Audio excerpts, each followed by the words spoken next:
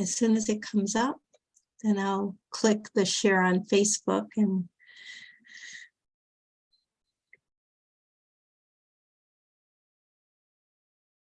we go. We share this.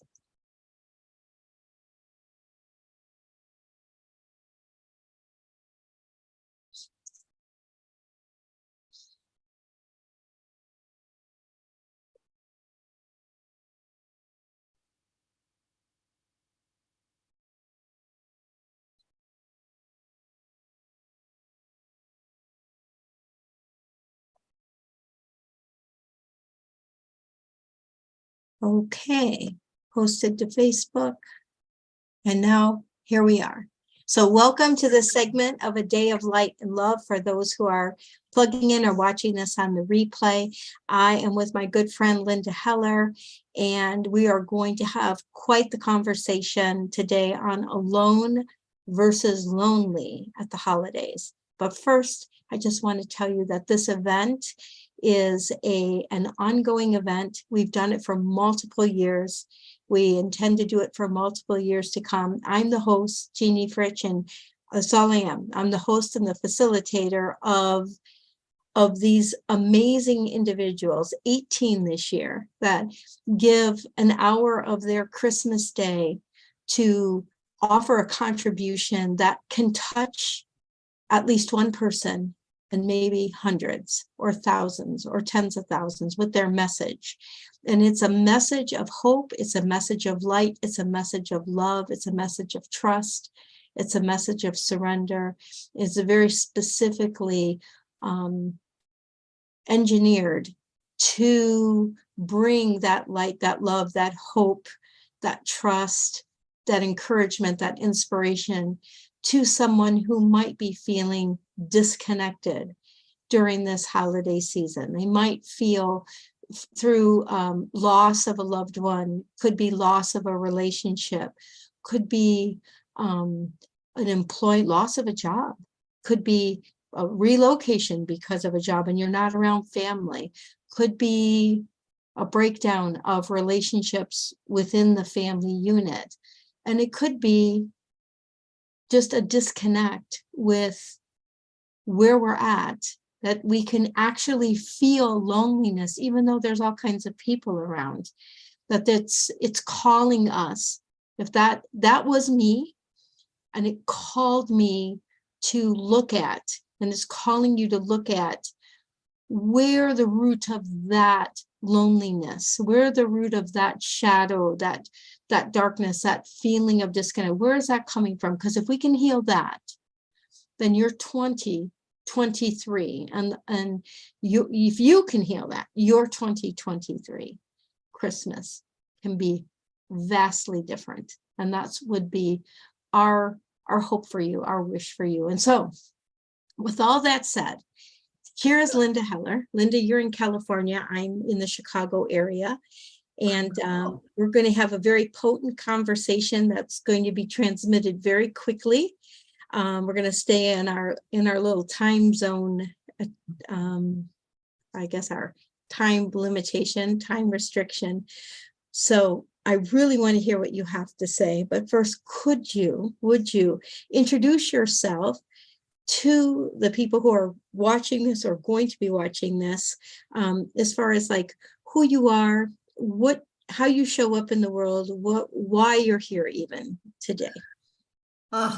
Well, I'm here because you asked, and I'm honored to be here. I consider it a gift to be here. In the world, people know me as a teacher primarily, and in my life journey, I have progressed from being a lover of information and a lover of vocabulary to becoming a student of learning and self-mastery, and a student and a teacher of the power of the words I think and how they affect how I experience my life. and it changed my life.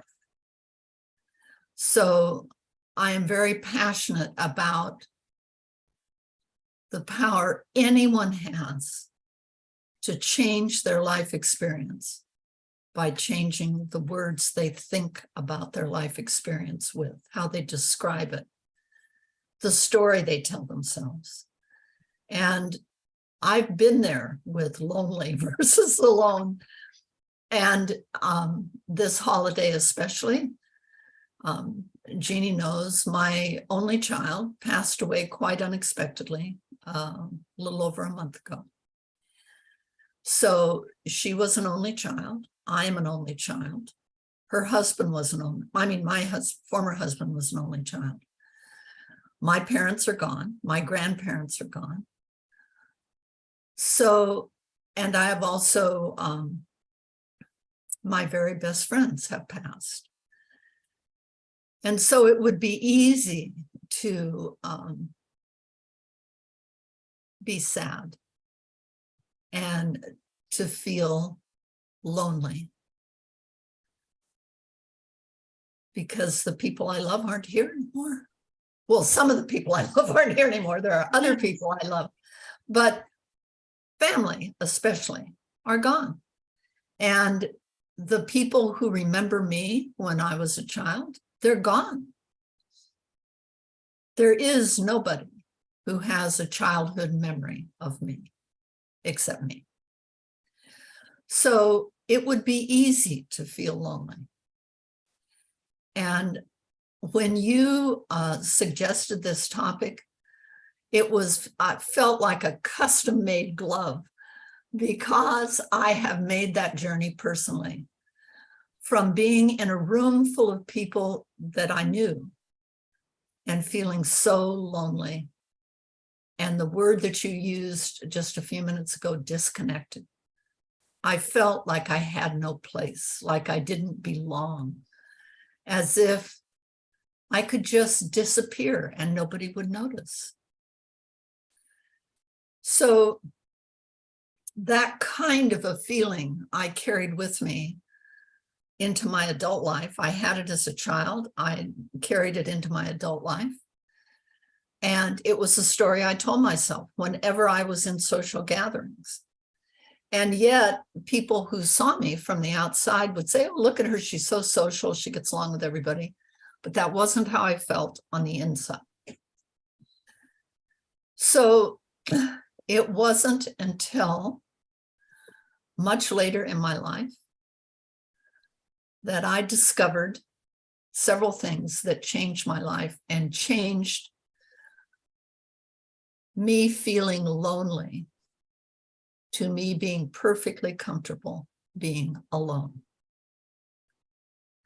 So the first one was Transcendental Rebirthing, which was a system created by Yvonne de la Flor. And the second one was the work of Chick Mormon and the power of personal language. And those were two like life-changing experiences that I said yes to without knowing where it would take me. And that was maybe, let's see, 17 years ago. Mm-hmm. And it still is reverberating. It's still titrating, sinking down through me. And it's as if I can never learn enough. There's always something more to discover. But the best part of the gift, well, not one of the best parts, was the discovery that being with myself, which is being alone, was a perfectly delightful, peaceful, lovely experience. And that it didn't matter. Today, I am alone in my home. There's nobody here. I'm not going anywhere. But I do not feel lonely. Mm. Not only because I feel as if I'm more connected with myself, but I feel more connected to the world. Mm. And that to me is the difference. I can feel this like giant web of people that I know and love and who are important to me, and I'm important to them. And so whether I'm with them physically or not, they're always with me. And so today, a day where people get together and have big parties, I am alone, but I am not lonely. It's beautiful.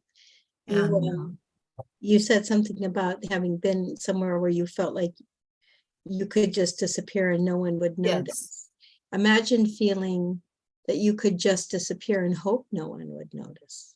and that too. That, for me, that would be my experience. And Wow. oh yes, and that the disconnect there was between the life I was living, which really, I mean, living is even an overuse of that word, but the life that I was existing in, because that's how it felt, even though I appeared to be living, there was such a gap between what my soul needed for fulfillment Mhm. and what I was continuing to create to follow through on a commitment that I gave because I said I would and because I was creating a family. And I wanted to point that out because I think there might be someone that needs to know how important it is to restore that vibrant and living connection with who you really are. And for me, that wasn't enough. I had to see that the relationship was, I had to go much longer and live in that realm. And there's a little bit of martyrdom in that, I think. But it wasn't martyrdom for the sake of martyrdom. It was martyrdom for a value called, my word is my worth. It's a Duty. value Yeah. of having children and wanting a family that stayed together, the pursuit of the white picket fence kind of energetic environment. But when it took me seeing something with my own eyes to know that agreement wasn't being upheld, that gave me the permission, to go. So I don't say that flippantly, like, oh, you're out of accord. But I think we should do the work my thing was to do the work to fill whatever that void was, to figure out how to close that gap. But once I recognized that the gap was never going to be closed because we were in two different worlds, yet existing in the same house, then I think the work began for me to address how I arrived there at all, what I was feeling, what that meant, getting clarity on who I was. And I'm not sure if that was a like journey for you in terms of principle, or what that showed, how turning that around came. Aspects of what you described were exactly what I lived myself. And part of it, I never would have thought I would say I had a lack of awareness. However, I had all the outward trappings. I had the family. I had the beautiful home in a beautiful city. I had the reputation for being an innovative person. I was being of service. So on the outside, it looked good. But on the inside, I was so unhappy. And in part because I could sense that disconnect between the dream and the reality. Yeah. And yet I was not at a point in my own development where I could be the one to leave. And so I endured, which was the martyrdom piece. Mm-hmm. And I just the relationship became more and more frozen until finally the other person said, I can't do this anymore. And so then it was like, okay. But I was not at a point in my own development where I could say, this does not serve me. Mm-hmm. It doesn't serve who I really am. Because I too was bound by duty and promise, and that's not the way you do it. It's permanent kind of thing. So in many ways, our journeys were similar. I think I explored lots of different things, but for me, the door that opened, that created this new invitation to me to be, that there was a way to be different. There was a way to change my experience of my life. And it had nothing to do with anybody else. It wasn't about what other people did or said or thought or didn't. It was all within my field to change by my own choices and my own actions and by the words I use to think about my life experiences. So when I was able to let go of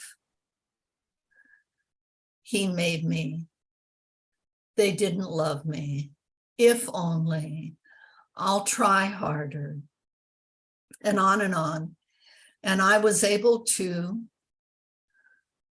say, I'm choosing to do this differently. This isn't working for me. This is what I want. This is what I'm going to do to get what I want.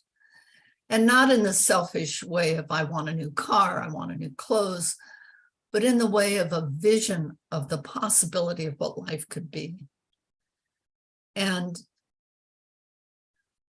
I suppose if I had any message that I really wanted people to take into their hearts, it would be that whatever your circumstance, no matter how lonely you feel, no matter how disconnected you feel, you can begin that journey of building those connections, of building those relationships. And they don't even have to be with others. The first one you can build is with yourself. Yes. And with the world around you, with nature and that rhythm that life has, whether it's waking up and hearing birds singing or watching the way the sunlight reflects on droplets of water on plants, that instead of just seeing it as something out there, it's representative of a web of life that I'm part of. And the more I connect with that, the more I feel connected to everything. And I guess, and the other thing that I would invite people to do is to be very discerning about who you invite into the circle that is your life.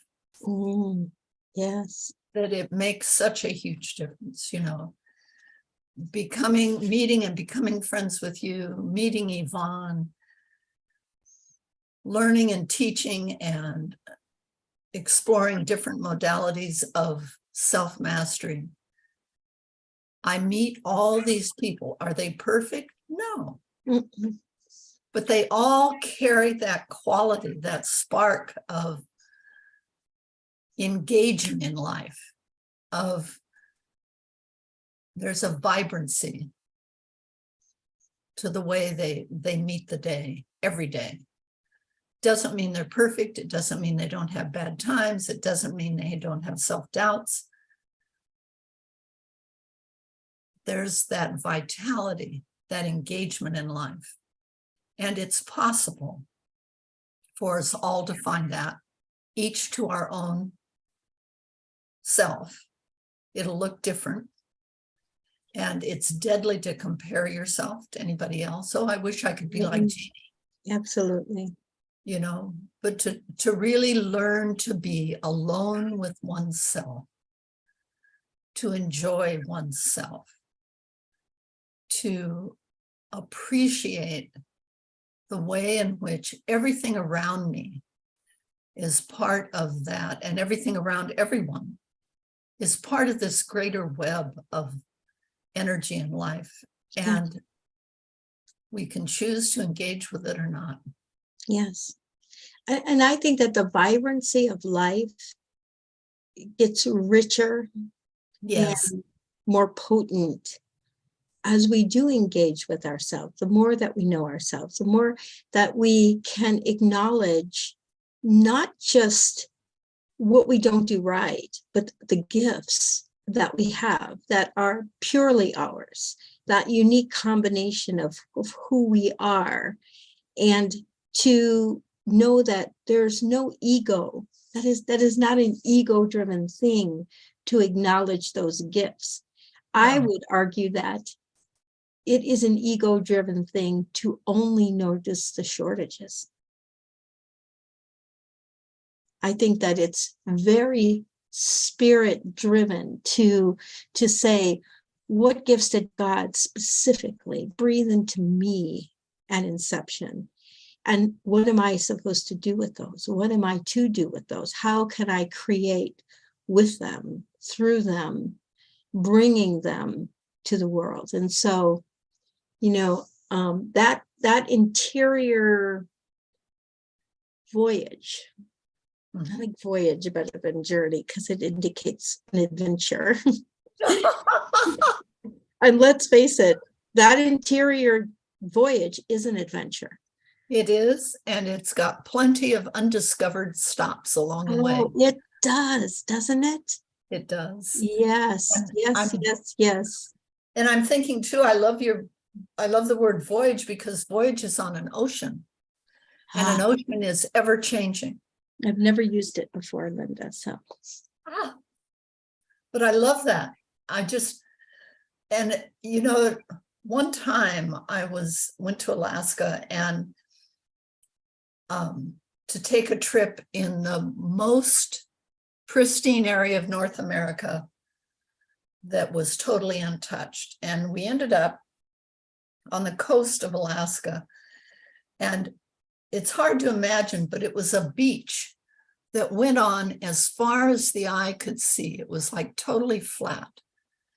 And when you looked out, it was as if you were standing on the end of the world, and there was no one there. It was limitless. There were no islands or anything. So it's like at our backs was the forest, and on the sides and in the front was a world without boundaries, with no limitations. It was just magical. And I think sometimes that inward journey is like that, that inward voyage, that when you named the thing about, being critical of yourself. And I remember my beloved friend asked me on my 50th birthday, what are you good at? And I couldn't answer the question because I had so conditioned myself to look at the things I wasn't doing that I had no appreciation for what I did do. Yes. And not just do in the sense of a job, but in the sense of who I was in the world, who I was with myself. And that was a real gift, because I sat there for like 5 minutes. I couldn't think of anything. Wow. And so she said, well, what about this and this and this and this? And I said, well, but I didn't have to work at that. And she said, oh, it only has value if you work at it. And I realized that we probably all have that, or we are conditioned to have that bias, that the only things worthwhile are not intrinsic things. They're only the things that we work at, that we accumulate, that we do. And we often, and I know I'll make it an I statement, I did not give myself any credit for who I am, the being that I am. I only looked at what I did or didn't do outwardly in the world. Yeah. And I think that's part of that. I think of the lonely versus alone. And I can remember thinking that I could be invisible. And when I was a child, I wanted to be invisible. Mm. That if you knew me, you wouldn't like me. Mm. So even when people wanted to establish connections with me, I would dismiss the connection because it had no value, because they didn't really know me. Interesting. I think I experienced that same phenomenon. I'm not sure if it was for that reason, but it definitely was the same phenomenon. Yeah. Yeah. And I wonder if that isn't part of what contributes to loneliness. I bet it does, because relationships today are an art and science that I have an elevated command of. Absolutely. However, not so. I think I was fairly shut off by certain experiences and misjudgments. They were misjudgments that became, they were legitimate misjudgments based on my discernment accumulated to that level, of that part of my life or that age. But they became a judgment. Yes. A judgment on my own self by myself. Yep. And it became an inhibitor. I feel absolutely aligned with that. And it is as if you crawled inside my head and described my own experience. So funny. Yeah. So in closing here, we should just say, for anyone who any of this has resonated with, maybe can you just in less than 2 minutes wrap up with a couple of very simple steps that someone can take to start to move the current of the pool that they're in, to move it in the direction that is more favorable, away from loneliness, and somehow embracing alone on the way to a mastery in relationships? I think the first thing I would invite you to do is, when you think a thought like, I'm lonely, or I'm all alone. Normally we confuse them. And so we describe loneliness as being alone, but it's not the same. When you have that sense of no connection, that nobody sees you, that nobody cares about you, the first thing I would invite you to do is to change the story. It is simply a story that we tell ourselves. So if your story is, nobody sees me, they don't care about me, I'm all alone for the holidays, nobody loves me, instead you might say something like, what can I do to connect, to feel more connected to the world that I live in? It might be take your dog for a walk. Yes. It might be, I think I'll go to the beach. It might be, I really wanted a donut from the donut shop around the corner. I'm going to go get one. It doesn't have to be an elevated spiritual thing. Yeah. It's more about changing your own personal narrative about the experience. And when you change the story, you change the experience. Yes. So now I'm not alone. Now I'm taking my dog for a walk on Christmas Day. Yes.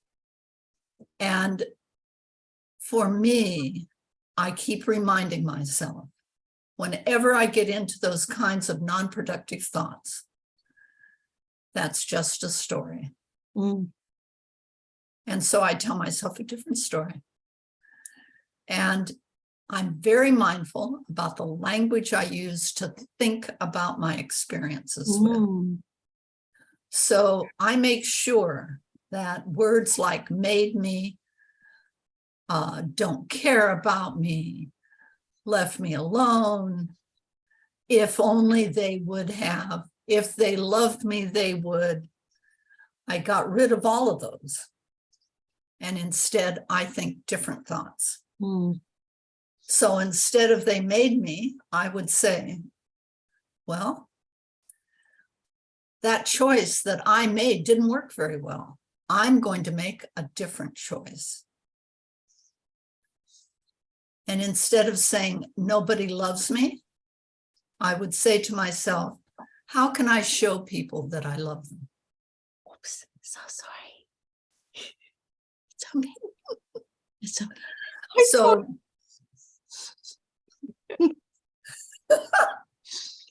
Preparedness. Yeah, we had a little hiccup getting on, and we were delayed by like 15 or 20 minutes. And I knew we needed to wrap up. I'm like, it's 10 minutes before Katerina's going to be coming on. Yep. Yes. So it's wonderful to see you, my friend. It's so good to see you too, Linda. Feel like a ghost, just like